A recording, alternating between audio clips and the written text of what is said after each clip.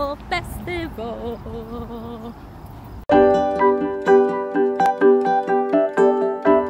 Today is the Apple Festival.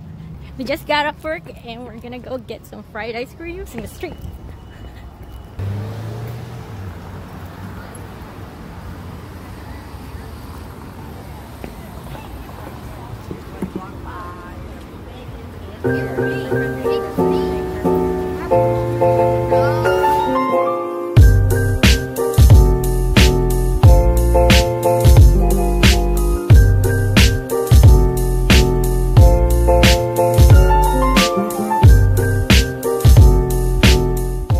We go every year just for the fried ice cream.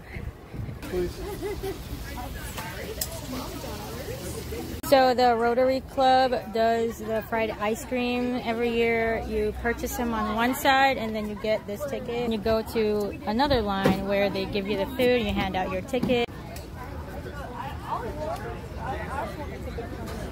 So we got it. It's right here. Dig in.